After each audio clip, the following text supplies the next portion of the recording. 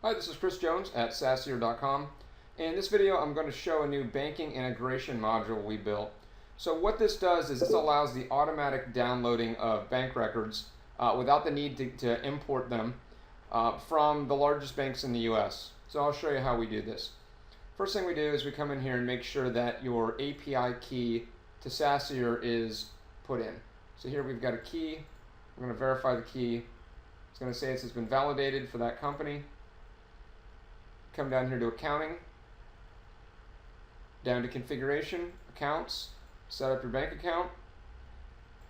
If you've already got a bank account, you can go ahead and go into it. If you've already set one up, we've got one pre-configured here. Pretty normal settings, normal bank account. Some of these additional fields are added by our module. First thing you're going to want to do is come down here and click on refresh. That's going to get the latest list of banks we support. So here you'll see these are the supported banks. So we could go to Wells Fargo in this example. And now what we're going to do is we're going to click on Add Account. You want to make sure your username and password to your bank are selected. Click on Add Account. You're going to click Setup.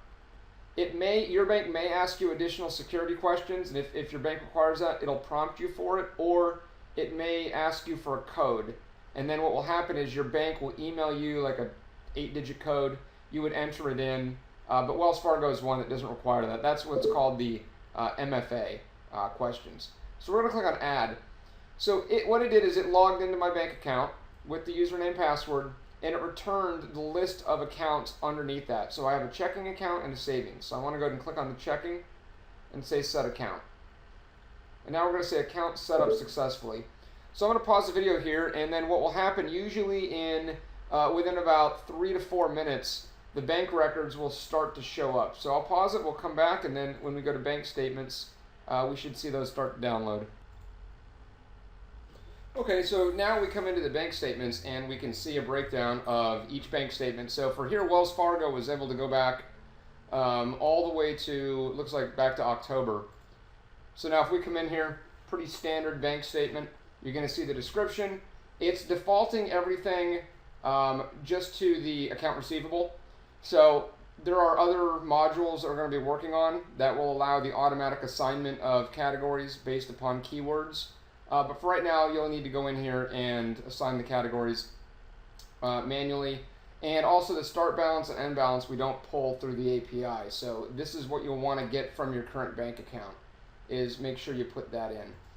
In addition to this, one of the things a lot of times that happens is when you get a deposit from a credit card processor. So this is an example of a deposit from a credit card processor. Now this could be for X number of invoices. This might be 3 customer invoices.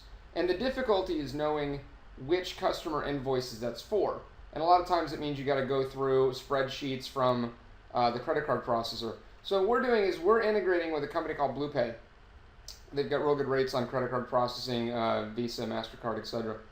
And what we're doing is we're going to look this information up through them, and we're going to replace a deposit with the invoices. So instead of having to come in here and say import invoices and then find the invoices, we're going to do that part automatically.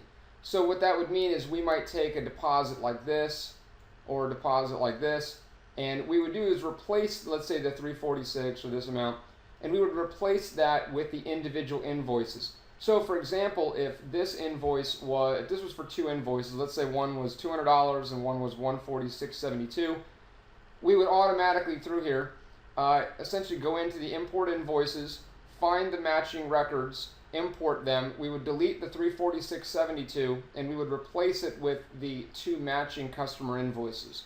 And that would happen automatically.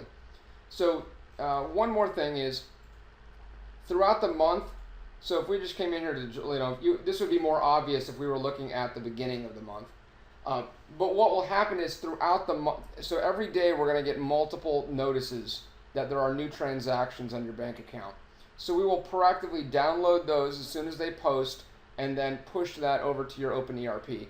So there's no need to go in to bank statements, click on import, and then import your records all the time. So we're not doing any kind of pending transactions. It's only posted transactions. We may pull pending ones in the future, and put those in a separate table. Difficulty becomes you put a pending one in, and then the posted transaction shows up and you can get duplicate records. So we'll probably have to have pending inside of another table. But for right now, as soon as it posts to your bank account, within that same day, we should be able to automatically pull that record and then push it to your bank statement. Another thing you may be concerned about is when we came into the setup bank account, the username and password here, this is stored in your local OpenERP database. We do not store your username and password. What we're doing is we take the username and password, we pass it along to the banks, and they return to us essentially kind of a token. So we then reference that token number for downloading records. So this way, for security reasons, we're not we're not keeping and we're not constantly transmitting every time we want to download your bank statements from the banks. We're not constantly sending your username and password back and forth. If you do change your username and password to your bank, then you'll want to do is just go through this setup process one more time. Some banks allow you to do is create an additional user account, like a read-only account. That's what this one is. So this is just a read-only access that we can, so that's probably what I would recommend doing anyways, is just have a username password you submit into here. That's just an additional account that's read-only, doesn't have access to bill pay, those kind of things. It's also another good security measure. We're going to be offering this service through SaaSier.com. That's SaaSier.com. We'll try to do is have some automated way where you can sign up for it. But for right now, you can just go onto our website, go to the contact us form, fill it out, and we can get back to you with the module and also let you know what the fees for it are. Thanks for watching.